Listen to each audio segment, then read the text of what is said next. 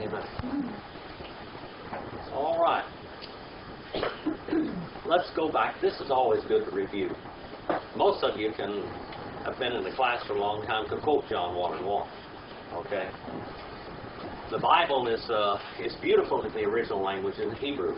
All right? Genesis 1:1. Barashith, bara. Okay? Very good. We're going to go into this tomorrow.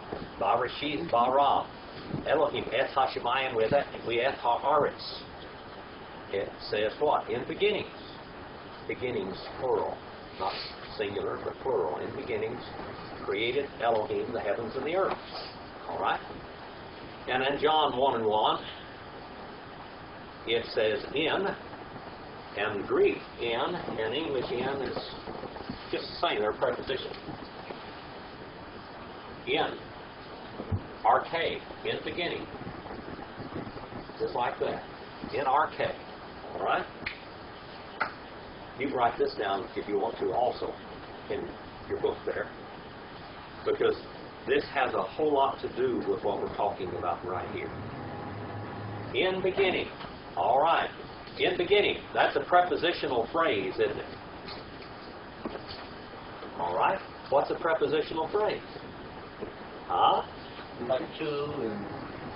In, to, for. All of these are prepositions. To, all of that's in beginning. All right? Now this here is locative, singular, and feminine. All right. Which one of these verses, simply, from this standpoint, if we have Barashith, bara, Barashith is Hebrew plural, so that means one of the beginnings, in one of the beginnings, there are many beginnings. There's the beginning of the creation of the angels. Look on the chart over here. We go back way back here, Isaiah 14, Ezekiel 28. We find that God created angels and spirits. All right? Back there. That was one of the beginnings. All right? And he laid out a plan. He laid out the plan of salvation. That's one of these beginnings. All right? And then when he created the heavens and the earth. All right? The heavens and the earth. By the way, the word heavens there, that is a Hebraism also with Hashemayim. The Hebrews didn't have a word for cosmos. Okay? Cosmos is, women use cosmetics. What is cosmetics? When you put cosmetics on, what do? Put together your face. You set your face in order. You put yourself in order. That's what you do. All right? Put yourself in order. When you use cosmetics, it means to make an order. All right? To order. Well, the word Hashemayim literally means, it comes from Mayim. Ha is the. Mayim. Maya is waters. Im is plural. The uplifted waters. The water literally said it means everything above the uplifted waters. Okay? It means the whole universe. He created the universe. And this is beautiful when you looked at the order of it. And he created all the universe and then he put the earth in it. In a special place. He created the universe and then he put the earth in it. In a special place. All right? In our case. All right? What is this word here? That's a verb, isn't it? A verb is a linking verb, whatever you want to call it. All right? You got this, Brett? That's a linking verb. A to-be verb. Third person singular, imperfect tense, indicative mode, an active voice, and it comes from this right here. All right? That little word Amy. That's I am. That's what it means. Imperfect tense means what? This keeps on going. All right? Now this is how this is how important Greek is in your interpretation of the Bible, because what I'm going to tell you about this verse right here is going to tell a lot about creation and about God and who God is. Okay? In beginning, the absolute extremity of time when nothing else was, kept on being. Third person singular is he. All right? Verbs are first, second, and third person. I, you, he, she, or an it. All right? And that's singular. And then plural over here is what? We. And then oki, you all. You all.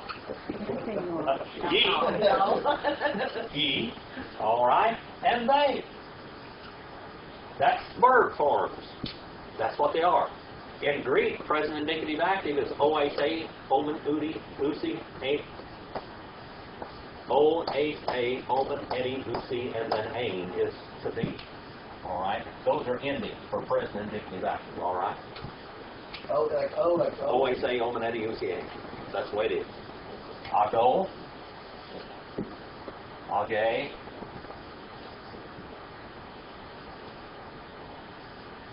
Age, like that. And then agomen. That's the way it would be. In Greek, all of the verbs are inflected. And the nouns are inflected. Okay? You conjugate the verbs, and the nouns have all endings for what part of it is. Now, this all means something tonight because we're looking at this verse. All right? I don't want it to flabbergast you, but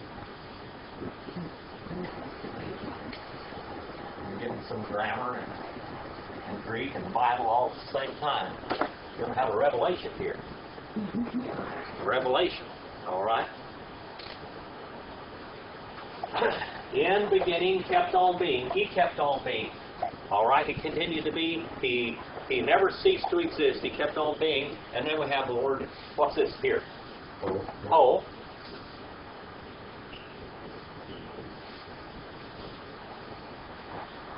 Logos. All right. Whole logos. Now, that's a L, and it's actually a capital L. Okay, here's a little L, like that. Okay, that's capital L, logos. Now, this word logos, what kind of a problem do we have with it? The Greek idea of logos is what? The Greek idea of logos. Logic. Huh? Logic. We get a word logic from it. Means to put words together. Okay? It comes from the verb lego, which means to pick out and to place in order. All right? You pick out from your mind words and you put them in order and you make a sentence out of it and you convey one thought to another. That's the verb form. The logos, as far as the Greeks were concerned, was the original idea, the original deity of some sort. Okay? But logos, that's not what it's talking about. We can say the, and it's nominative, singular, masculine, and it's a definite article. All right? And this is nominative, singular, masculine. Now the articles, the does, in other words, the does is like a pointer, like this, pointing out. That article in number, gender, and case is the same. Even the does in Greek are inflected. Okay? So what we have here is nominative, singular, masculine, definite article, and we have nominative, singular, masculine, noun. Now, what kind of a problem do we have with this noun here? This word. It's not a Greek idea, but it's a Hebraism. Hebraism. The book of Revelation was written by John, the Revelator, and also the Apostle John. You know, that's who it was. Many Greek scholars said that it was such poor grammar in Greek that they would not accept it as inspired. It's a very confusing book to people that don't believe in Israel anyway, because it's got mostly to do with Israel. But when Jesus, in the Old Testament, all right, who was it? The Old Testament? Who was Jesus? Elijah? Who was Jesus? God. Well, he's God. No, who was it? What was the name of God in the Old Testament? Huh? Well, Elohim is El Shaddai. El Shaddai, the all-powerful one. All right. What is the name of God in the Old Testament that we don't pronounce? There's no name, it's the word. They referred to him as the Word. Why? Because they commandments. What? Who contains?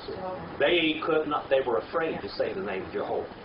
They, They spoke the name Jehovah before, but when Moses gave the law to Israel, what was one of the most prohibiting things in the law, the say prohibition? the Lord's name in vain. You shall not use the Lord thy God's name in vain. So they were afraid to ever speak it. So they referred to Jehovah, or however you say it. We say Jehovah. We can say that real easy, but you cannot say the name Jehovah. It's impossible. Okay?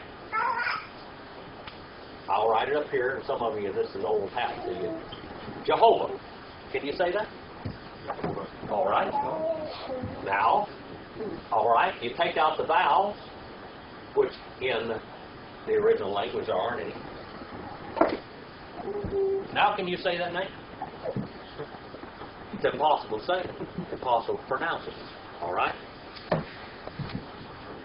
After they quit saying the name, they didn't know how to pronounce it. Still don't know how to pronounce that name. So they were referred to it long ago as the name or the word, or sometimes when they would write it, and even the Jews today, if they're writing it in English, they'll say this. Right.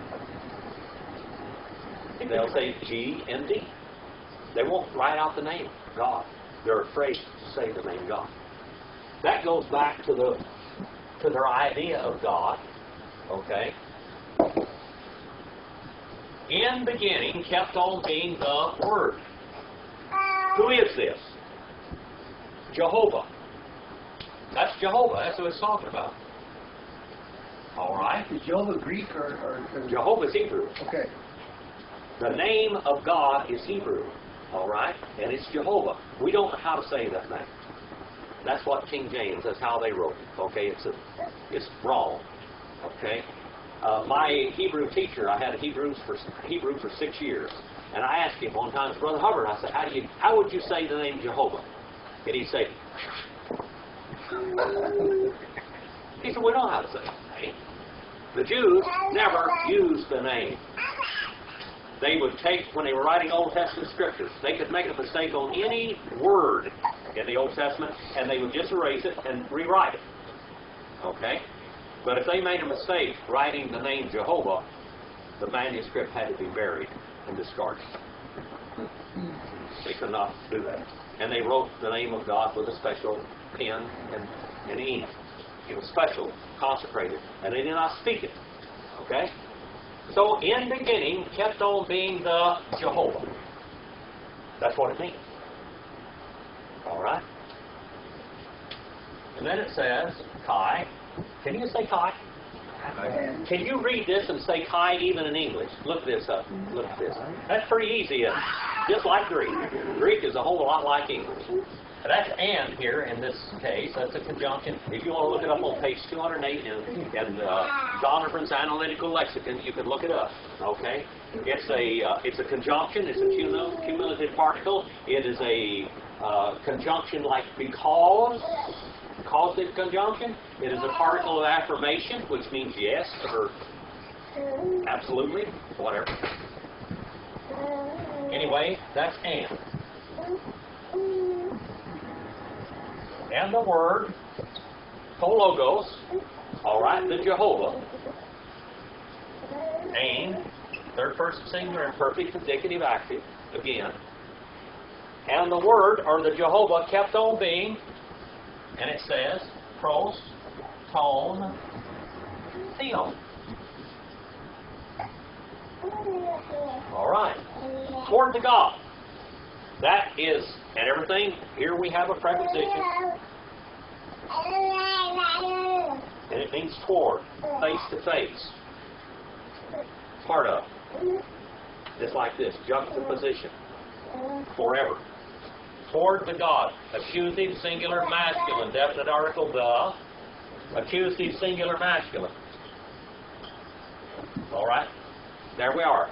The article, the, agrees the number, gender, and case with the noun that it's describing. All right. Now let's translate this.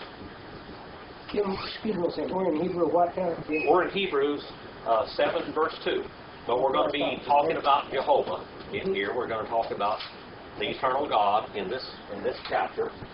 But this here is John 1:1. Okay? And the Jehovah kept on being prosopion. The idea is that an inseparable part of the Godhead. Of what time did Jesus ever cease being God when He was on this earth? Never. That second sentence, you've got three sentences in John 1:1 actually. All right? The second sentence is, it says, in beginning kept on being, always existed Jehovah. All right? And He kept on being an inseparable part of the Godhead. He never ceased being God. And then we have the word kai here, but it does not mean and. Here it means because. You can look that one up on page 208 in that analytical lexicon. Because you can go either way with this. It doesn't make any difference. Syntax doesn't matter. You can say ho, logos, aim, theos, or you can say ho, theos, aim, logos. Or you can put a definite article on both sides because it doesn't make any difference. This is what you call a what? What kind of a figure is this in speech? This is a predicate nominative. Can you go kai, theos, aim, logos? Yes, it don't matter. Now look at the end. Look at here. Here we have a definite article. It's nominative, singular, masculine, isn't it? And we have a definite, or we have an article here, or I mean a noun that's nominative, singular, masculine. Over here now, omicron sigma on the end, or the OS on the end of it. What do you have? That's nominative, singular, masculine, isn't it? Mathematically, what does this mean?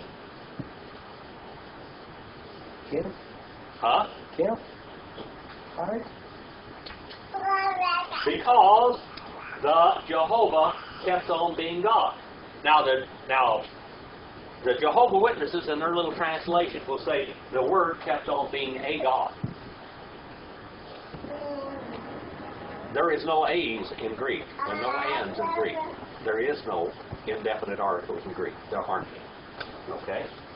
But if you're grammatically correct, you'd say ho logos, ho theos. The Word kept on being the God, not a God. It has to be the God. We know that 1 equals 1, don't we? And a linking verb is an equal sign. Who created eternity? God did. All right, let's look at it. In eternity, kept on being the Word. Or in eternity, the Word created eternity. All right? Simple as that. Over here now, the Jehovah kept on being the God, or the Jehovah is equal to the God of creation. Because it's talking about the God of creation, Genesis 1:1. This is older than Genesis 1:1. Okay? What does the O mean, though? What? Okay. The whole is the. That's a definite article. Nominative, singular, masculine, definite article. In eternity and then in being, or what does it mean? This is ain. Ain, that's third person singular, imperfect, indicative, active. He kept on being. Like aim, like AM? He kept on being. B-E-I-N-G. Okay. Jared. Okay? It's a state of being that continued to be. It's not was. King James translates it was. The other one translates it was. Was, but not it. It's not was. It's kept on being. He continued to be. All right? You ready for me to erase this one? You got it? Got it? All right. And then we're going to jump over here in Hebrews, and we'll understand that better. Because the writer of Hebrews is trying to tell the Hebrew Christians about their God. All right, John 1:14 now. 1:14. How does that start out? Who knows? What? Tithe. Tithe. O. O. Logos. Sarf. Be generous.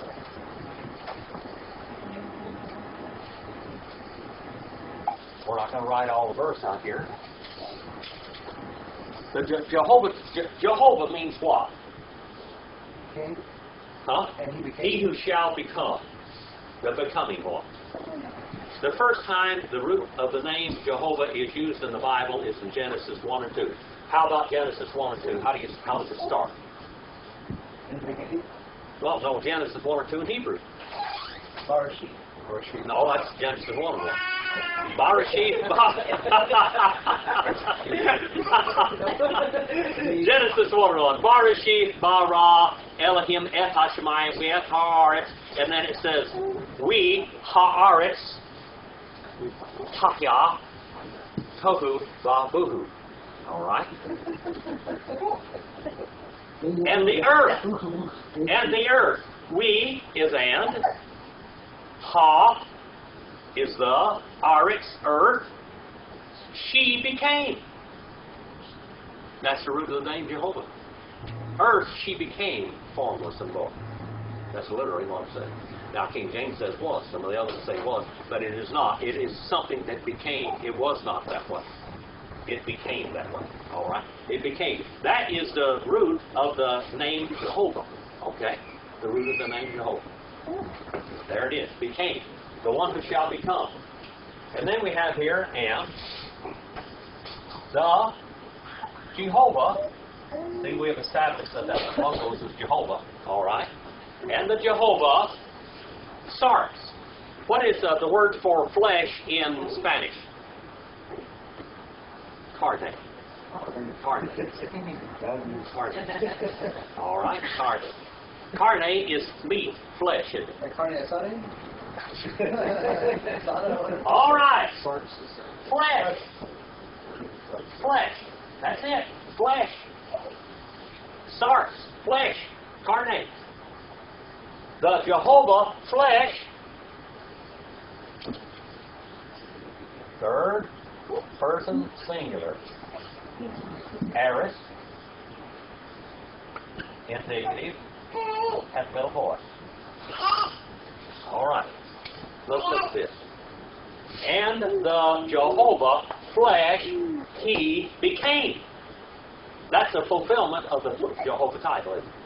So now we have God in flesh. Okay? God in flesh, God's salvation plan dictated that God would become flesh. Had to. So he could redeem his creation. John 3:16. What does it say? All right, John 3:16. All right, for God so loved what? The cosmos. For God so loved the cosmos. All right, cosmos. What's cosmos? The world order. All right? So God so loved the world order, the cosmos, the material creation. I wrote a sermon one time, matter does matter to God. Matter does matter to God. Matter. John 1:14, and the Jehovah flesh. He became the fulfillment of the Jehovah title so he could redeem his creation back to himself. All right? Even the animal kingdom suffers because of man's sin. What is the result of man's sin? Final result is death of all of the creation, living creation, all animals. What did every animal sacrifice in the Old Testament stand for? The person of God becoming flesh and one day redeeming us at the cross of Calvary. Right there. All right? And the Word, the Jehovah flesh, he became. All right? And he dwelt among us. He pitched his tent. The tabernacle over there, it's on the board over there. Why did God want that tabernacle built? He said, I want to dwell with my people. In the Old Testament, in the Septuagint, which is the Greek translation of the Old Testament, it is the word skene, the same word. I want to dwell with my people. And the Logos, Sark, flesh, he became, and he dwelt among his people. God did it. In finality, in the end result, Jesus walked this earth. He never ceased being God. Not once. Never. Because John 1:1 said he would. John 1:14. Now let's look and see John 1:18. Who's got John 1:18? Let's look at John 1:18. Have you got it there, Brother Dave? No man has seen God at any time. The only begotten God, who is in the bosom of the Father, he has explained him. All right. Let's start off with that. It says, no one has seen God at any time. You know what it said? But the only begotten God, that's what it literally says, the only begotten God. What would God beget if he begat? He would beget God. We're going to talk about that in Hebrew. Begetting. Okay? God begets God. The only begotten God, and it says un there in Greek, the one being constantly in the inseparable bosom of the Father. It says that one has explained himself. Literally what it says is he had led himself out. Ekanago comes at Matt, like exit up there, and I'll He led himself out. Where did he lead himself out of? He led himself out of eternity into space and time in the person of Jehovah in the flesh. Jehovah means what? He who shall become. Simple as that. Now, have you got any questions on this? Hebrews 7:2. Hebrews 7:2. I said all that to get to here. All right. Put this off here.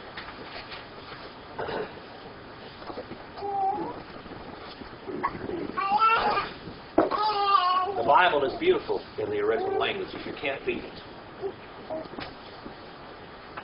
We can explain it, we can translate it in English, but it's like looking at a black and white picture instead of full color with all dimensions broke red. Hey, sometimes in the past you talked about how the real language they spoke in the Lord's day was Greek, but they said they were speaking Aramaic. The Jews spoke Aramaic, some among themselves. But the common language, Koine Greek means a common universal language. Every bit of commerce and everything was all spoken in Koine Greek. When Pilate spoke, he spoke in Koine Greek. The Roman coins were printed in Koine Greek. All right. So how did Jehovah get stuck? Well, they never spoke the name after that. When God gave us the law, they never used the name Jehovah again. Forget it. After that, it didn't happen. Okay? They didn't use the name. They referred to him as the Word, or the name, or Adonai. Adonai means what? King of Kings and Lord of Lords. All right. Now let's go to Hebrews 7:2. Now, I know that I don't put all of you have left out the first part of 7 and 2, but some of them did. All right, it's Ho, Kai, Dekhatain, Apo, Ponton, Emeristain, Abram, Proton, Man, Hermenu Omenos, Basilius, Dekiosunes, Epeta, and then where you have in yours, it's Day, Kai, Basilius, Salim, Tol, Estes, Basilius, Arenes. Okay, now let's go back and translate this. I'm sorry that they left out part of it. Is that all left out of all yours? This first part of it is left out in all of it? Just some of the copies. Okay. Ho is a relative pronoun, dative singular, masculine. By the way, relative pronoun. That's to whom? Write it down, Jim. What? You write it in the book? Yeah. It's in there. To whom also, or indeed.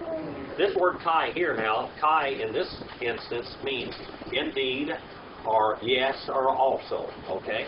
It's not and. Alright? To whom indeed, and then we have the word tenth there, dekate, dekate. Deca is 10. Decalogue means what? Decalogue. It's beautiful. What do the Hebrews call the law? They call it the 10 words. Decalogue. The 10 words. Logos means word. Deca means 10. 10 words, the Decalogue. We talk about the Decalogue, which is the 10 words, the 10 commandments. They didn't refer to it as the 10 commandments, but the 10 words. This is beautiful also. When we talk about the commandments of God. When Moses went up on Mount Sinai the first time, what did he get? What did he bring down off that mountain? 10 commandments. Huh? 10 commandments. He brought the 10 words, the Decalogue. Who prepared the stones that time? God did. Who wrote the words? God did. All right. Now, while they were up on the mountain, what did Israel do down below? They partied. They were partying. And by the way, when Moses went up on the mountain, Moses looked to Aaron and he said, Aaron, you're the boss. You take care of these people down there where I'm going. If they have any problems, they come to you. Okay, you take care of them. When they got up on the mountain, and he was receiving, he was up there for 40 days, they started hollering and screaming, where in the world? Moses is gone. We want a God. We want a God we can see. Who is this invisible God? Well, how do we know he's here? How do we know that some lion didn't eat old Moses up there or whatever? So, what did Aaron do? What was his occupation, by the way? What was Aaron's occupation? He was a goldsmith and a silversmith. All right? From the language of the Hebrew language, we find out that he took a form, he carved out a calf out of wood. And then he took golden plates and beat it around there, and he said, this is Jehovah, the one that led you out of Egypt. This is Jehovah. It's bad enough that he made a calf like one of the gods of Egypt, but he said, this is Jehovah, the one that led you out of Egypt. Well, while he was up there, God says, Moses, you better get down off the mountain. I'm going to kill every one of them rats. I'm going to kill them all. And I'm going to make you a mighty nation. And then Moses did what? He said, no, don't do that, Lord, because all the rest of the world will know that you took all these millions of people out of Egypt just to destroy them. You said to Jacob and to Abraham that you'd make them a mighty nation, and that's the people. I know I'm one of them, but they will say God doesn't love these people. His promises are no good. So he says, I'll go down there. So he went down there, and then he said, go out and kill all those in resistance. And he went out and killed 3,000 of them. When he came down off the mountain, the plate, literally, the plate that God had given him, the plate that was written on the front and the back, that God had carved out of stone, the material was from God and the words were from God. He threw them down and broke them. Why did Moses throw them down and break them? They were worshiping idols. They broke the covenant. Israel had broken the covenant. It was broken. He showed them, this is what you did, and threw it down. They broke the law. They did. Moses didn't get mad and throw it down. He physically showed them what they had done. Now, he was the intercessor. He was a mediator. He was a type of Christ. The mediator, Jehovah. Right? Jehovah, we have one man between God and man. What's that? The man Christ Jesus. We have one advocate with the Father, don't we? All right. Now, when Moses went back up on the mountain, what did God tell him to do? you go out and you carve out me 2 plates and bring them up on the mountain, and I'll write them. All right? So Moses did. He provided the material because he was the intercessor. Jesus, when he spoke to the rabbis and the Pharisees, he would say, it says, in my what? In my word. My word. He said he was the originator of the Word of God. He spoke the Word of God. Now let's go back and look at this Decalogue. We got the word Deca. To whom indeed the 10th. Decate. That means the 10th of everything they got. There's some beautiful stuff in here. From Apo, that is in the oblative case. In Greek, there are 8 cases. Nominative, genitive, optative, locative, instrumental, dative, accusative, and vocative. Every noun is in one of those cases. Nominative, genitive, oblative, locative, instrumental, dative, accusative, and vocative. Okay?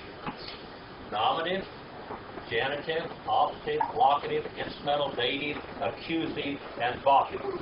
Let's look at this for just a minute. I know this is overwhelming. I just throw this at you a little bit. Nominative case is subject. Logos is nominative, singular, masculine. It's a nominative case. Genitive means the origin of something. Genitive, the genesis. All right. By the word Genesis in the Old Testament. The word Genesis, the first book in the Bible. Where does that word come from? From the Greek Septuagint. It's not from the Hebrew. The Hebrew is Barashit. Genesis is from Greek. Genitive. And then oblative. The whence case is what they call it. Where did it come from? Oblative. And then locative. In the house. That's locative. In the house. In this classroom. In, it's prepositional phrase. In the classroom. All right? That's locative. Instrumental. With or by the means of. Dative case 2 or 4. Accusative is the direct object. In Hebrew, there is a sign of the direct object. It is that sign right there. A. That's the first and the last letters of the Hebrew alphabet. In Greek, there's a preposition that points out the direct object. That's it right there. And you can look at it and read it right from English. What's it say? Ace. Ace. All right. Ace. When you see ace, we have a direct object behind it. Right? The accusative, and then the last one is the vocative, which is a case of address. I say, Bill, Billy. In Greek, you would have the end of your name would tell you, it would have this word on it right here. That's in the vocative. All right? In Spanish, when you address somebody, it does have a different ending. That's what you call an inflection. What are the girls and the boys? Mija, mijo. All right? That's a girl and boy. Little girl, little boy. Beloved girl, beloved boy. All right? Jim, the B and the A? I didn't get that. The what? D is dative. Dative, like you date something, dative. And then accusative. Accusative. You're accusing somebody. That's a direct object. Okay? Thank you. Okay, All right. what was the instrumental again? Instrumental, with or by the means of. All right? Dative is 2 or 4. All right? Giving you a little bit of grammar and a lot of Greek here. All right? And indeed, the 10th from oblative case. Oblative. All right, page 40 if you want to write that down. Of all. That is of all, that's an oblative plural. Ponton. Even back to pontoon boat, it's almost like that in ponton. Of all, he divided. Abraham. Our word idea of meris, meridian, is right out of this Greek word. Emeriste. All right, emeriste. Third person singular, first aorist indicative active, comes from merizo. And then Abram. Abram is the same name as Abraham. All right, Abram. What does Abraham mean, by the way? Abram means what?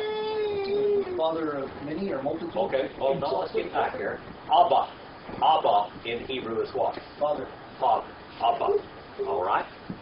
Abram. Abram means what? Father of multitudes. Father of many. No, not yet. Abram. It means exalted father. Abram, his name meant exalted father. Abraham. Abraham. Exalted father of a multitude. All right, Abraham. All right, God I named remember reading his name. You talked And he about added the fifth letter of the Hebrew alphabet to his name and to Sarah's name also. Abraham first.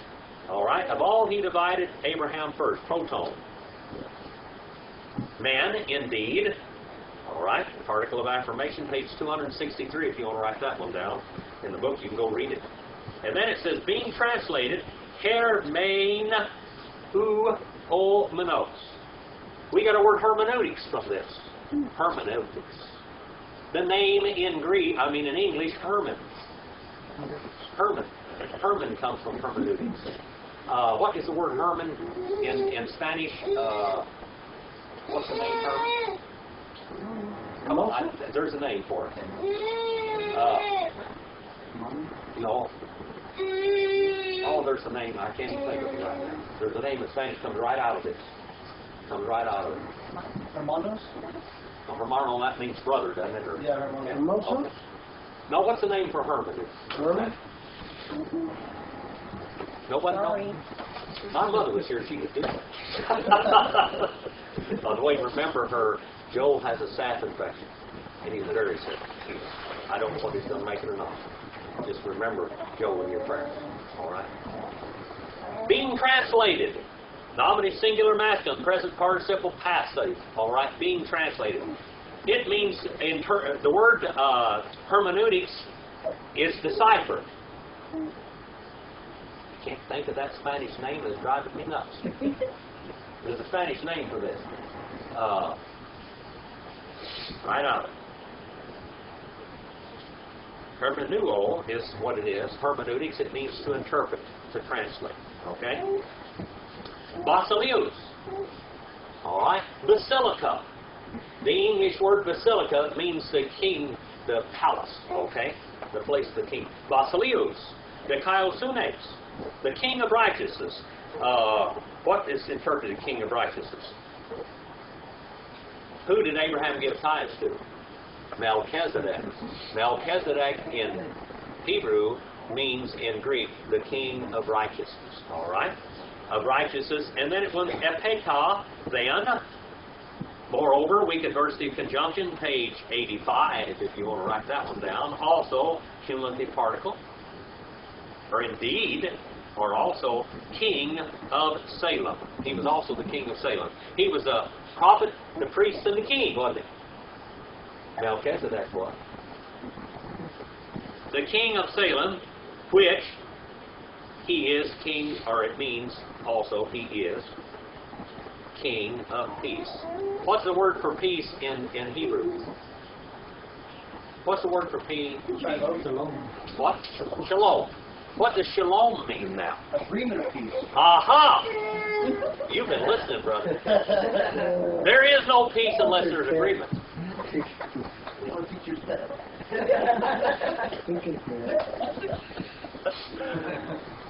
Shalom means peace, but it means it's an agreement. Because of an agreement, there is peace. If we ever get peace in the Middle East, it's because they have agreed for once and for all. And I'll tell you when it's going to come, right over there. When the Lord straightens it all out. All right, we may get a temporary peace over there, but we're not going to get the real deal until Jehovah comes down to earth to claim it. All right, 7 and 3. 7 and 3. Are you learning something tonight? I don't mean to immerse you in all this stuff terribly and scramble your brain. Yes, Brother Bill. I'm looking at this verse too, and I haven't met a woman that believes in that yet, because they usually want 90 and you keep 10. They don't believe in keep. At least mine don't. Totally wants to die tonight, doesn't he? His wife isn't here. He's saved. Well, Bill, look around and see how many women there are in the room. You're not saved. You're still not saved. Joanne's not here, but you're not saved, brother. They're on the way out. There's no agreement of peace here. There's no agreement. No agreements, no peace. All right. Pator. All right. Mator. Genealogatos. All right. Mete. Arcane. Temeron. Mete. Zoes. Telos. Ekol. Aphomoimenos. They. To. Weon. Look at that weon for just a minute. That looks like a U, I, and then an omega at the end of it. Weu. Right above that is a little quickly marked like this. Okay? Like this. That's a rough reading. That turns it into an H. Or a weu. All right? And then to theou. Mene. Kererus. Hold on, this machine is talking.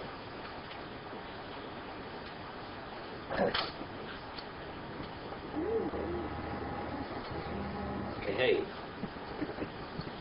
All right. To theou. Mene. Kererus. All right. Now let's look at this. Pater. What's the word for father in Spanish? Padre. All right. Padre. Do we knew that one? See, there it is. What is it in Latin? What's father in Latin? Pater. Pater.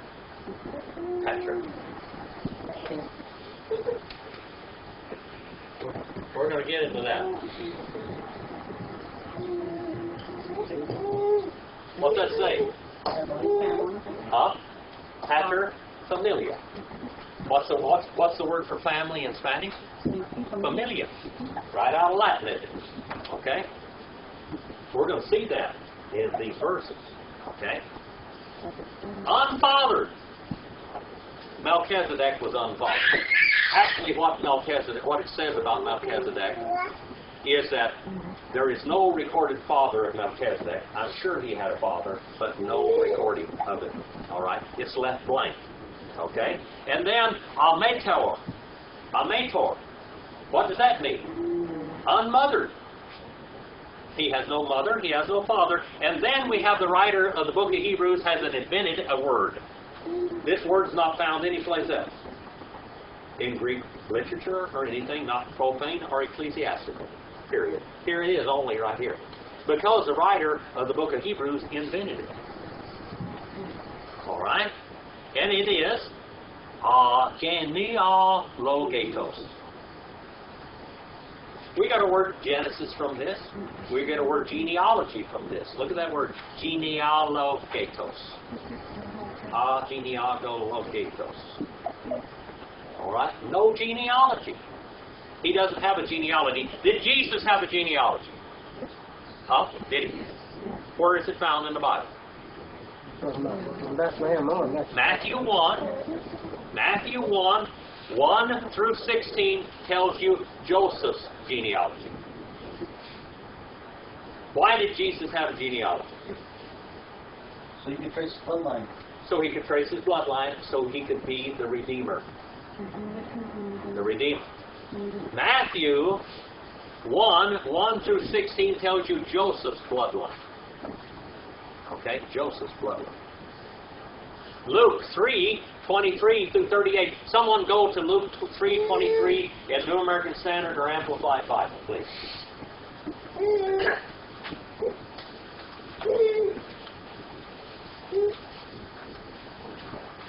What was it again? Matthew 3:23. Not Matthew. Luke 3:23. I'm sorry. I do. That's easy for me to do it for. You know what? I make more mistakes than I do corrections. Matthew 3 or Luke 3:23. Luke 3:23. You wanted the New American? Yeah, that's good. I got that. And when he began his ministry, Jesus himself was about 30 years of age, being supposedly the son of Joseph, the son of Eli. All right. Being supposedly. In other words, that means he wasn't 30. He wasn't. Being supposedly. So he wasn't. Now, whose lineage do we have here? It's a different lineage than the other lineage. Whose lineage is this? In Luke, this is Mary's lineage. All right. In Luke, we have Mary's lineage. And in Genesis now, 3 and 15, it says in that we have Jehovah talking to the Nahash. All right, Nahash. What's Nahash? Snake. The snake. He's talking to the serpent. Nahash means the deceiving serpent, by the way. Nahash. Jehovah talks to the deceiving serpent, and he said to him what? 3:15. What's it say there, Brother Randall? Genesis 3:15? Yeah, Genesis 3:15. Yeah. Got it? And I will put enmity between you and the woman, and between your seed and her seed. All right. Now, this is the first promise of the Messiah, or the Messianic, that's the first Messianic promise in the Bible. Okay, this is it. I'm going to put active hatred between your seed, the devil, the Antichrist, and her seed, the seed of the woman. Now, how many of you have read a little bit in the book of Enoch? If you go to my website on the front page of discovertheword.com, over to the right side, you can download the whole book of Enoch and read about it. And what does Enoch call the Messiah? What does Enoch call the Messiah? Son of woman? The son of woman. Not the son of man. All right? He wasn't the son of any man. He's only the son of man because he looks like man. God. He's not the son of man. He's the son of woman.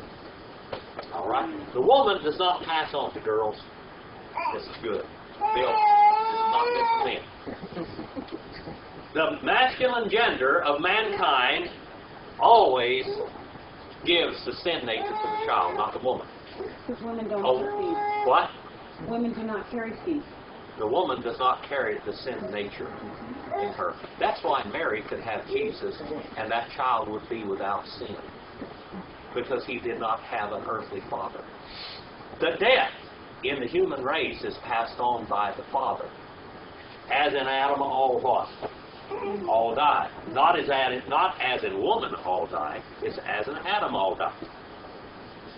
And then, a beautiful part of it here, go back in the book of Genesis again. I'm going to just paraphrase this.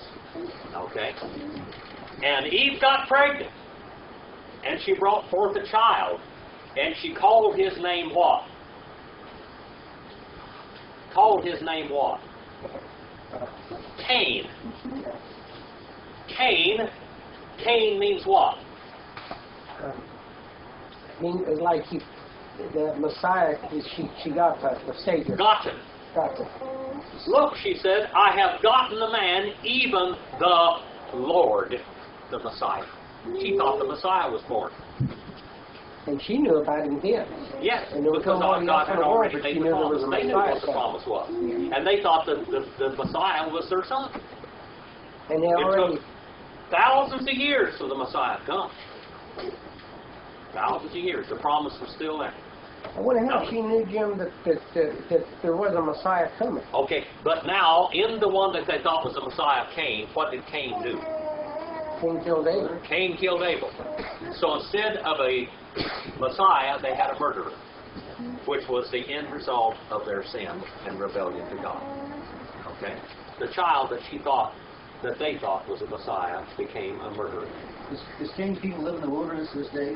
What? The Cain's people... The Cain's people are all gone, He brother. lives in the wilderness. They're all gone. Cain, it says, went in the land of Nod, and Nod means wandering. He was nomadic. Okay? All right. Let's go on now with this here. We got a little bit of the Old Testament. We had to do the things we did today to understand these verses. You understand that? Okay? It says neither unfathered, unmothered. Now this is talking about Melchizedek, without genealogy, devoid of genealogy, and that writer invented this word. Neither, that's what we call a correlative, page 269 if you want to write that down. Mete. It comes from may and P, all right? An indefinite pronominal adjective, and may is a particle of affirmation. That one's on page 268, may is. And then arcane, we saw that in the very first verse up there, in arcane. Without beginning. Beginning. All right? Beginning of days. It didn't tell when he was born. It just talks about him in the Old Testament, and it leaves it totally blank for a reason, because he was a type of Jesus, our high priest. And then of days, and then neither, mete again, of life, end, having.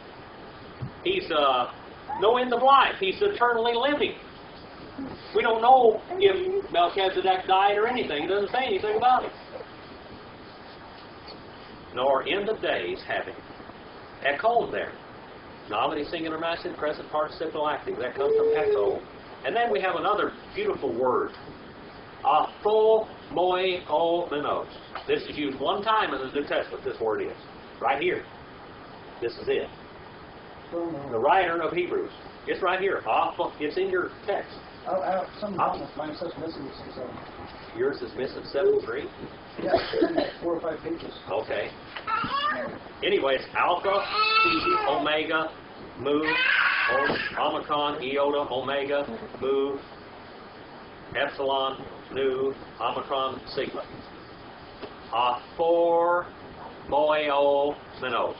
It means being made in facsimile, nominative, singular, masculine, present participle, passive. It comes from, we got a word, moio, all right? Aphomoio. It means to resemble, to cause the form to be the same. The form the same, all right? It means a copy. We have a word facsimile today. We have fax machines, you know. You put a paper in there, and it sends a fax, and you have the same words exactly, the same pictures or whatever, right on it. That's what we call a facsimile. That's what it means here. Being made a facsimile, or a copy, moreover, to the Son. Melchizedek was like a type or a fax of the Son of God in that he didn't have any beginning, no ending. How old is Jesus? How old is Jehovah? He's older than anything. Yeah. Okay, that's what he's talking about. That's what we talked about in John 1:1. He's before everything. He's way before all of this. Before spirits, angels, before the creation itself. Before the vacant universe, the space. Put all of it in. Because he created all of it. The Son. 2, you. The heir. This is the heir. This is the first one. Okay? You. 2 you. Oblative, singular, masculine. Oblative, singular, masculine. The case of origin. Oblative. Where did he come from? Out of God. How did, in John 1:14 it says what? And the Word, the Jehovah fleshy became, and dwelt among us, and we beheld His glory. John 1:18 says, the only begotten God, the one being in the bosom of the Father, always. Inseparable. John 1:1, in the beginning kept on being the Word, the Jehovah, and the Word kept on being an inseparable part of the God. Inseparable. He was always God. Okay? He said he was generated from God, and then it says he remains. Mene. Third person singular, present indicative active. He remains a priest. Ace to the nekes. Unto the, that word nekes, that's used 4 times in the New Testament, by the way. 4 times in the New Testament, and it's only used in the book of Hebrews. That's all. It's not used outside of the New Testament, any other book of Hebrews. Unto the perpetuity. All right? The perpetuity. It means, it comes from dia and anekes, dia and anekes. If you,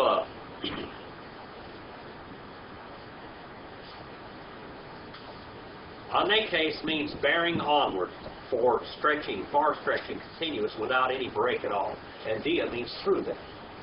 Throughout, without a break, without a continuous existence from now on.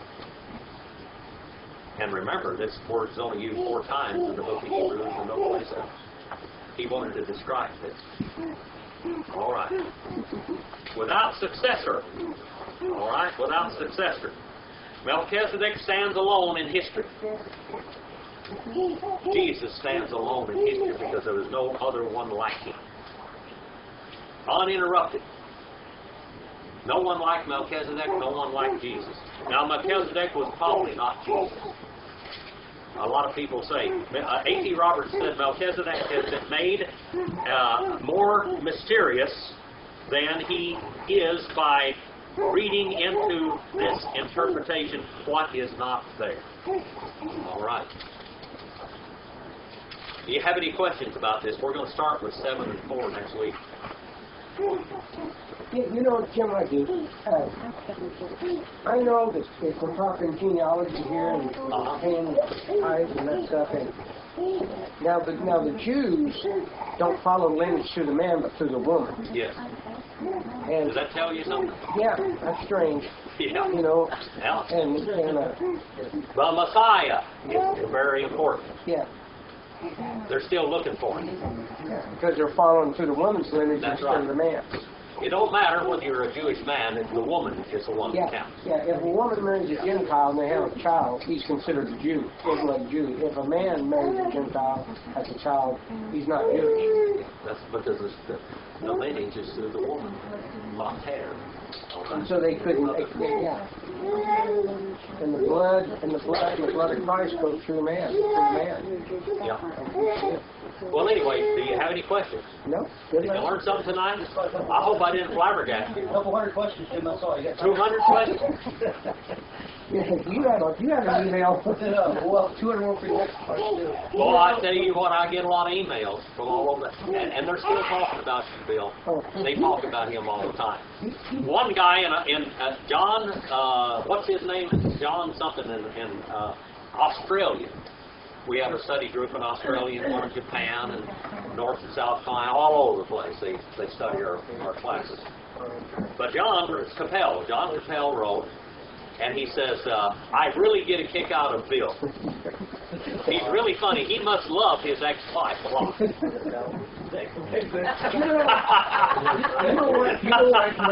Surely he isn't still married to that poor woman. Gwen loves me coming on Wednesday night because, you know, when Jim gets done, it takes me about 2-3 hours to process it, so I'm not talking. You know, and I get in bed and I'm laying back there, you know, and I'm going over what Jim was teaching me, you know, because to process it, you know, it takes a while to kind of. So she usually likes Wednesday night. She says, I know every Wednesday night you come home, you do very little talking. And it's like your mind's going. I said, you know what, it just takes me a while to process all of that, you know, to get it down. And then half the time I forget it anyway, you know. Bill is more famous than I am. They listen to Bill. Yeah, right. What's he going to say? What's he going to do this time? What's he going to do this time? They say you have about 2 hours. He came in here the other day and was talking about wife swap, and he wanted to swap wife. That deal on television, you know? On the radio. I mean, on the of what I got, you know, on television, you know, when I was watching it one day and I thought, you should do that, Dad. You know, maybe I ought to see if we got a good deal or not. You know? But then again, you know, my sister and my sister-in-law. We better turn you loose on the world. I want you to go out and do something eternal now. Yeah, we just shut you down for just a minute. You can keep on going in a minute, Brooke Bill. But we got to dismiss. Oh, maybe. Turn you loose on the world out there. We got Noah over there learning Greek before he learns English. That's how you do it, man. And Brett trying to learn English. I'm trying to learn English. I'm trying to learn all languages, man. All right. Well, let's be dismissed. Brother Bill, I'm going to let you say the last word. Thank you, Jim. Lord, we just ask you to bless us today and help us to be able to take the word that we're learning, God, that we might be able to spread it to other people and let them know that what the love and the forgiveness that you have, Lord, that you're the way and the only way. And thank Jim for the knowledge that we gained this week, that we'll be able to just share it, Lord. And And just thank you for this day and all the blessings you've given us. We ask these things in Jesus Christ's name. Amen. Amen.